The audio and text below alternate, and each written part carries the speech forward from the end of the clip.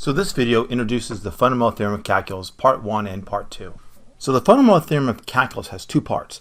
The first part says that if f is continuous on an interval containing I, then we can define a function, capital F of x, to be the definite integral from a to x of f of t dt. Now first, the integration variable is t. That shouldn't upset you, because a definite integral by definition is a limit of sums. And sums have no variables at all in them, so then it doesn't matter what we call the integration variable. I could say f of u du and it'd still be the same number. Now, the theorem says that this new function I just made is continuous and it's differentiable on this interval. And that if you evaluate the function at a, you get 0. And lastly, most importantly, that if you take this function's derivative, you get the original function in terms of x, and that's true for all x and I.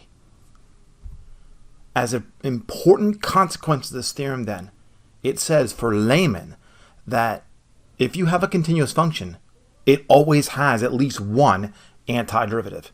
And that antiderivative, if you plug in a, you get 0. Now I'll show you Desmos in order to give you a visual depiction of what this function does. The way we will use it is as I just said.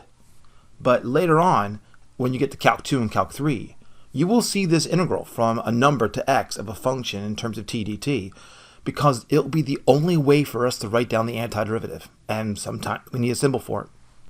Thought it'd be nice if we go through a couple examples of using the fundamental theorem of calculus part 1.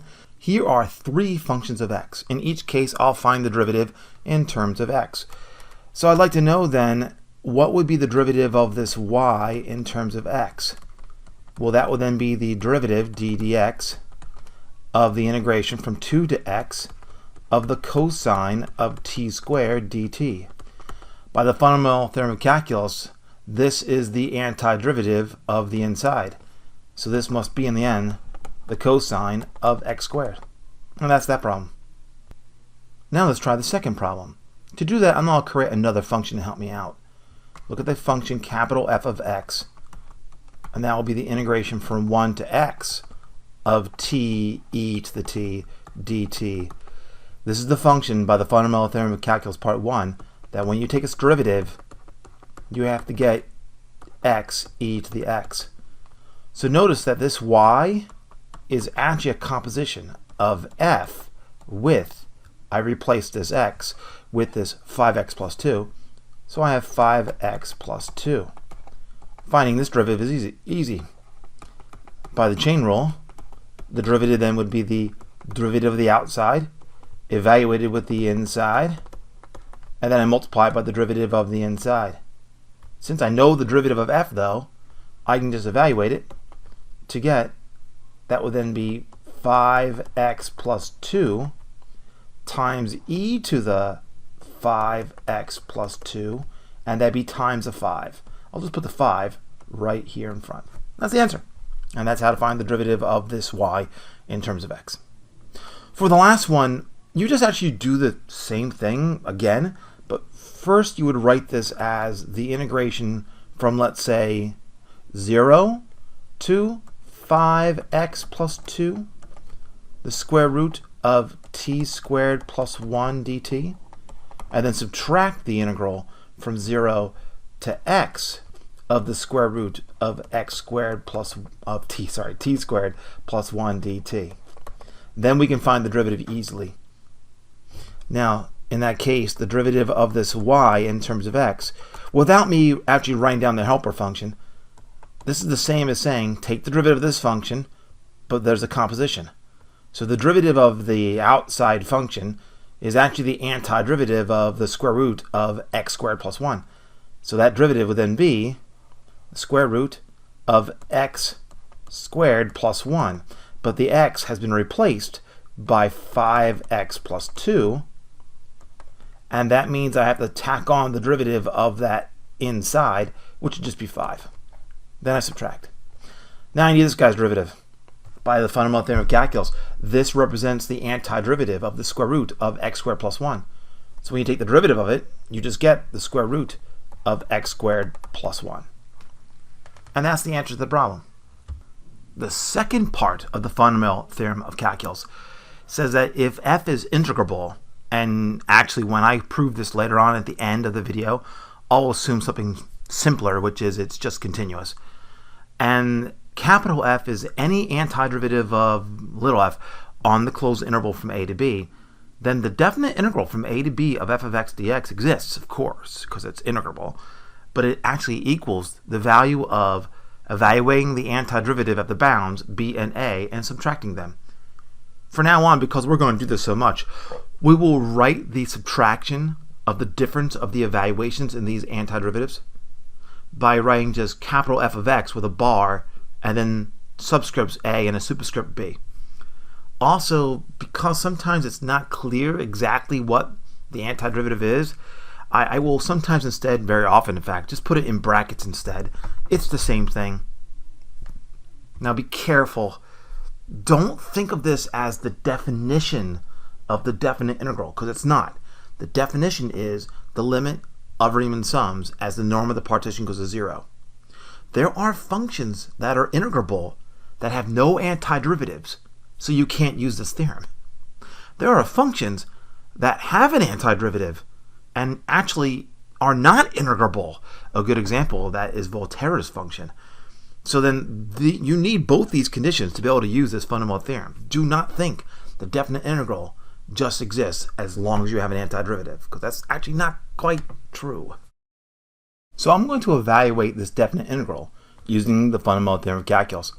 I know that 6x squared plus 4x is continuous and therefore has an antiderivative by the first fundamental theorem of calculus. One antiderivative would be you take the x, you increase the power, you multiply by the reciprocal of the power, and you still have your 6, the constant. Then you have plus 4. You take the x, you increase the power on that x, you multiply by the reciprocal of that power. This is one antiderivative.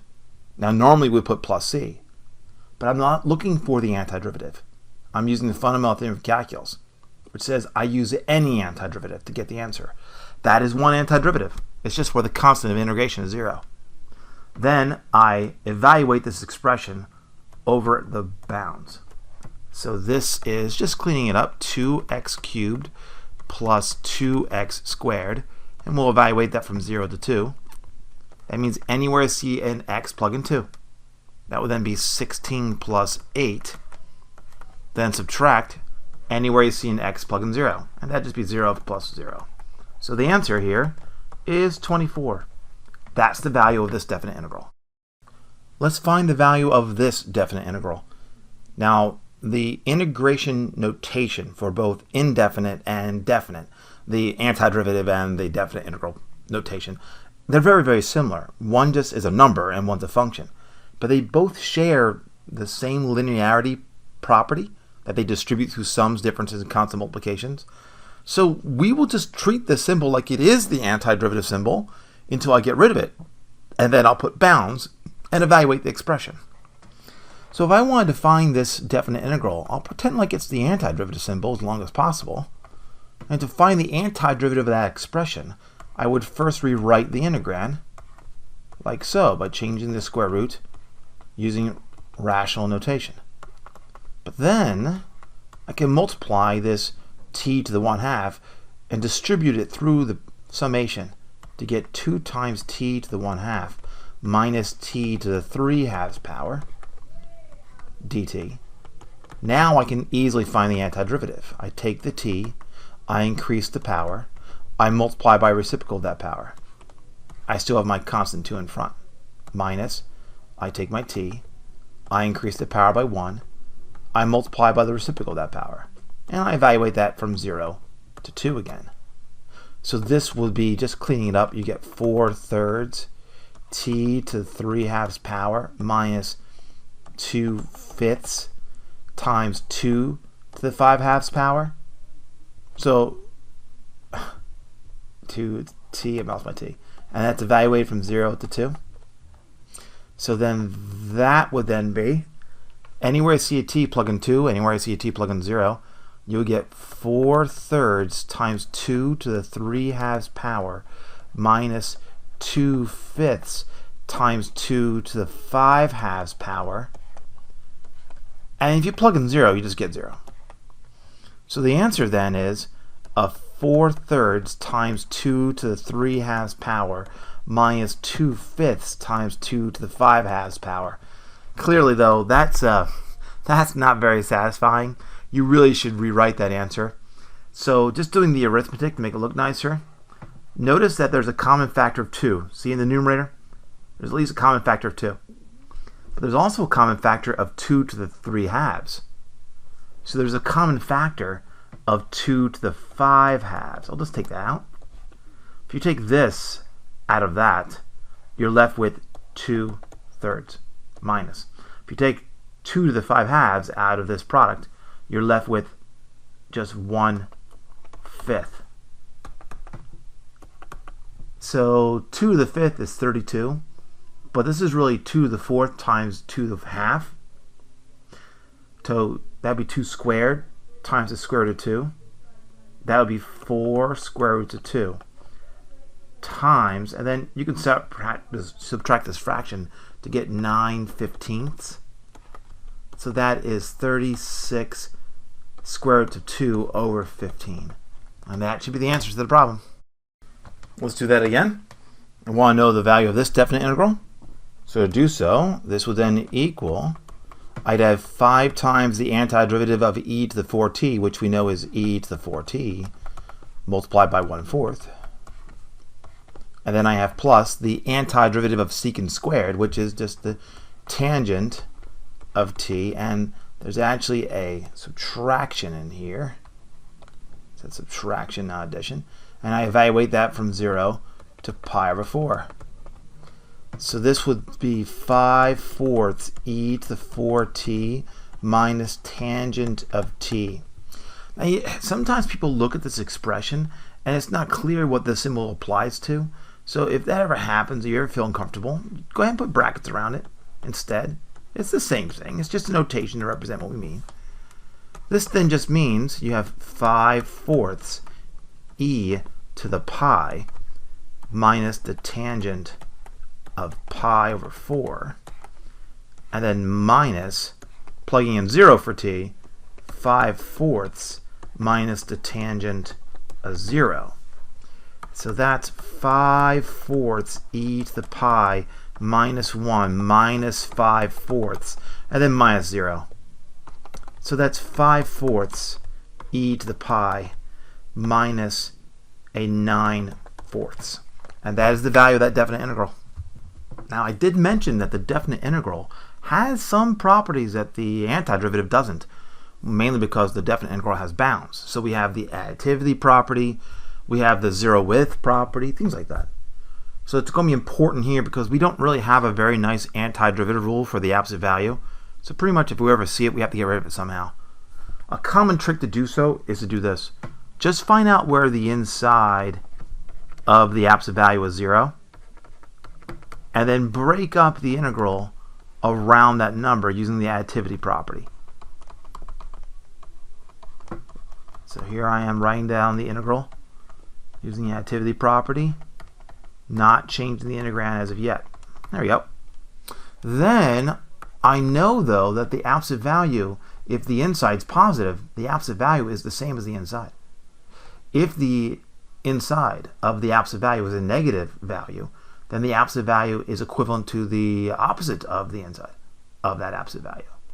So I can write this as from 1 to 3 of the opposite of x minus 3 dx plus from 3 to 4 of just x minus 3 dx.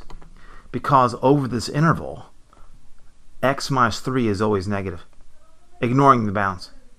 So then I put the opposite of the inside of the absolute value. On the other hand, from 3 to 4, x minus 3 is always positive, so the absolute value doesn't do anything. Now there is another way to look at this, and that is to write the integral as the opposite of the integration from 1 to 3 of x minus 3 dx, and then plus the integration from 3 to 4 of x minus 3 dx. And a quick hard fast rule is, if you ever have the integration of an absolute value, just get rid of the absolute value, write down multiple integrals where the bounds begin and end, of course, at the bounds we had at the beginning from 1 to 4.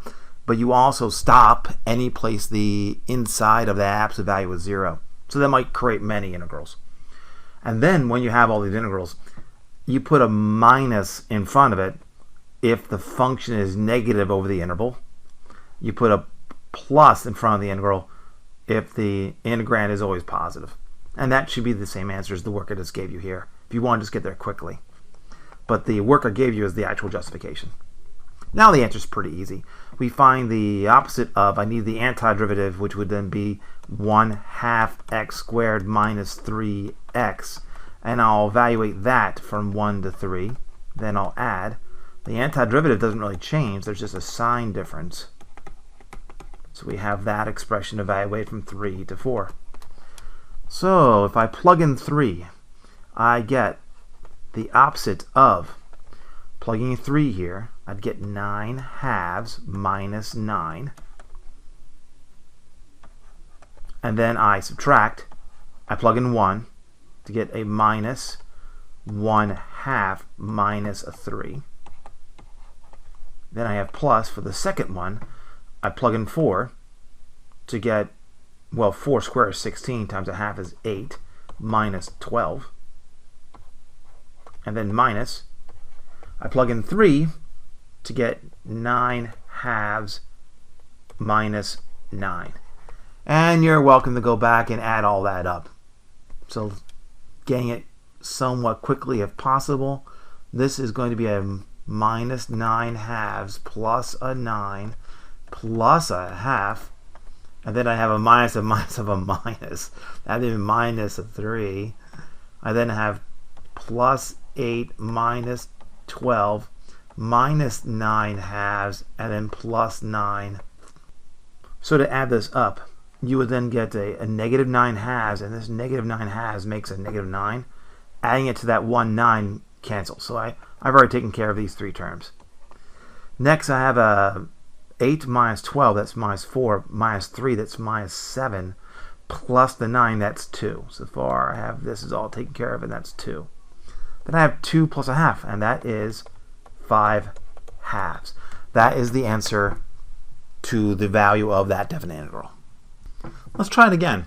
I'd like to know the area of the region bounded by the graphs of the function f of x equals 2x minus 2 and the x-axis between the lines x equals 0 and x equals 6. To do this problem, I'm going to draw it first. So here is the y and x axis.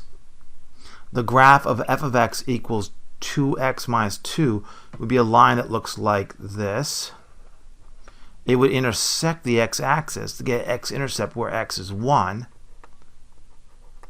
And I'm interested in finding the region between the graph and the x-axis, between the lines x equals 0 and the line x equals 6. Now this sketch is not drawn on the scale. It's just there to give you the basic idea.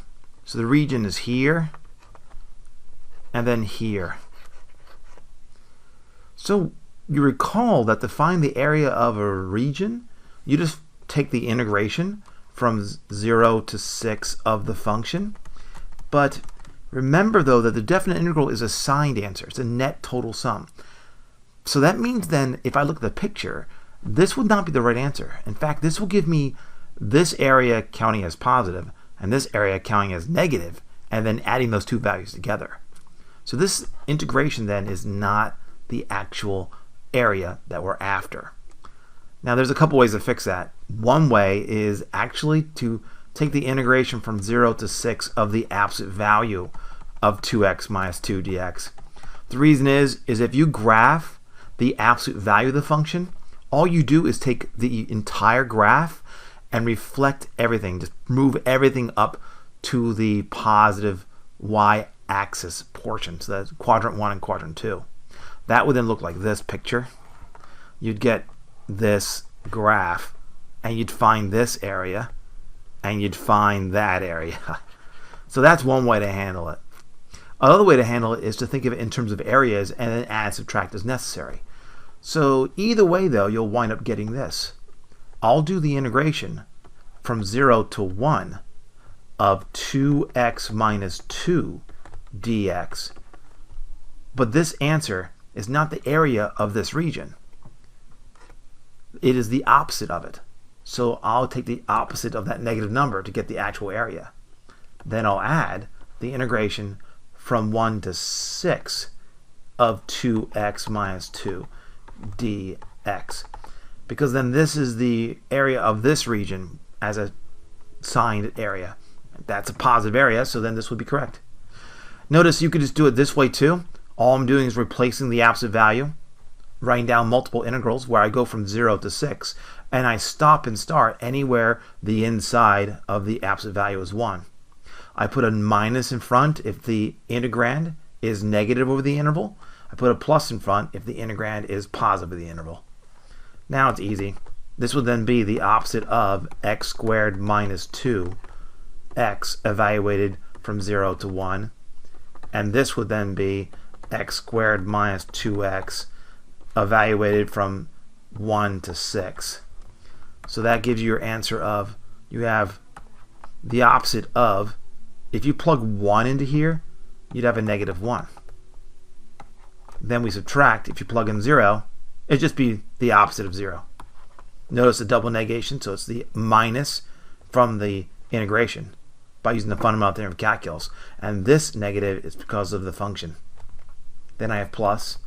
If I plug in 6, I would get 6 squared minus 2 times 6. That'd be 4 times 6, that's 24. And then you have minus, plugging in 1, that'd be a minus 1.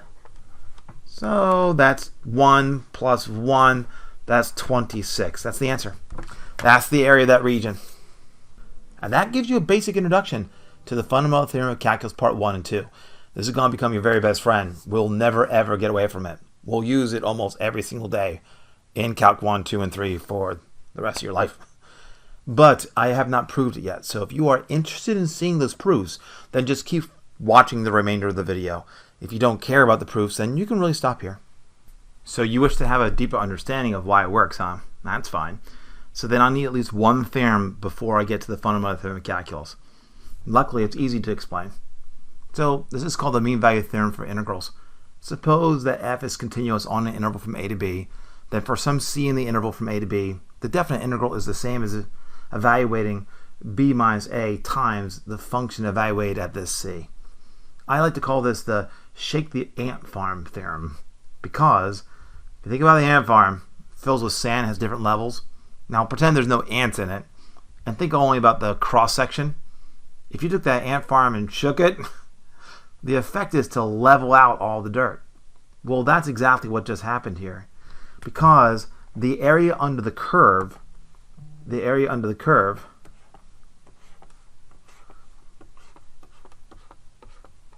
that's what this integral is. But if you look at the area of the rectangle, that's what this is for some c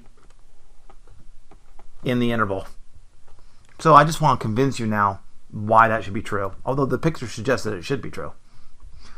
Well, since the function is continuous, we have a whole lot of things we can say. One is, by the extreme value theorem, there is a maximum and there's a minimum for that function. And the function is integrable, so there is such a value as a definite integral. And we also have the estimation that the definite integral is between these two values of the, it's always at least the value of the minimum value of the function times the width of the interval, and it's at most the value of the maximum value times the width of the interval.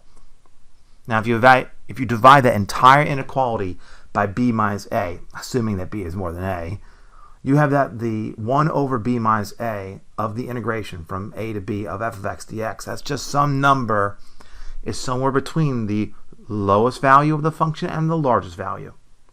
Well, then by the intermediate value theorem, there is some number c that's between this little m and this capital M. And since little m and capital M are just numbers in the interval, that means it's in the interval from a to b itself. So that the value of 1 over b minus a times the definite integral from a to b of f of x dx just has to equal the function at some value c. And of course, if you multiply both sides by b minus a, you get the result of the theorem. Let's go prove the fundamental theorem of calculus part 1. Let's assume that f is continuous on the interval I containing the number a. Now, for every single x in that interval, then the function is integrable between those two numbers, whatever the interval is. I don't care if x and a are in different orders. So then I can evaluate the function capital F of x to be the definite integral from a to x of f of t dt. And for every x, that will then give me some number. To make that be a little bit easier to understand, here's a sample function, little f of t. I've graphed it in the t, y axis. I've given you an interval I. I've given you some number a in that interval. And I've chosen some other x, and I've just pretended it's larger than a to make it easier to see. And the shaded in brown area, that's the value of capital F of x. Now I want to know the derivative of capital F. So let's just write down the definition of the derivative. But capital F is an area under the curve where you go from a to a number. So then that's actually those two integrals. So you have the brown area, which is the integral I've shaded in brown, and then you have the area that I've kind of threw a dashed line through in red. That's the integral you see in red. But the difference in those two integrals I can combine to be one integral by the additivity property, and I'm dividing by h, so I can just put the h in front. When you do so, the resulting integral is actually just the leftover area from x to x plus h. But 1 over h times the definite integral from x to x plus h of f of t dt, this will satisfy the conditions for the mean value theorem for integrals. So there is some c, so that division corresponds to f of c, where c is some number between x and x plus h. But in the limit, if h is going to 0, then x being a constant, of course, doesn't change, but x plus h also goes to x. So since c is trapped between two functions that are going to x as h approaches c, that means that c approaches x also. I can then replace the limit as, it's just the limit of f of c as c approaches x. It's the same thing. But then by continuity, that's the same as f of x. And that's the result. That's the proof of the fundamental theorem of calculus part 1. Let's continue on to the second part. I'll take a slightly simpler route just to save time and just assume that the function is continuous. I can do it, if you want me to, where the function is integrable. It's just I have to go back to Riemann sums, and it's just not terribly nice to argue. So instead, I'll just take a simpler route for now. Let's just suppose that capital F is any antiderivative of f on this interval. But by the first fundamental theorem of calculus part 1, we already know there is an antiderivative of f. It's the definite integral from a to x of f of t dt. Well, since they're both antiderivatives of the same function, that means they're only off by some constant. So the definite integral from a to x of f of t dt must equal capital F of x just plus some constant. But if x is a, then the definite integral from a to a, replacing x with a, of f of t dt is 0. So you have to have 0 is equal to f of a plus c, as I evaluate the equation I had above and replacing x with a in both cases. That means then c has to be negative f of a. Well, now that I know what c is, I now know what the definite integral would be from a to any x of f of t dt. But that means then I can plug in b, and that gives you the result. The definite integral from a to b of f of t dt is take the antiderivative of f, evaluate at the two different bounds, b and a, and subtract them. Also, don't be upset. When I gave you the result of the fundamental theorem of calculus part 2, the integration was in terms of x. But remember, it's a definite integral. There is no x in it. It's just a sum of numbers. So the name of the variable, thanks, as I went and explained the fundamental theorem of calculus and why it actually is true. That's it for today.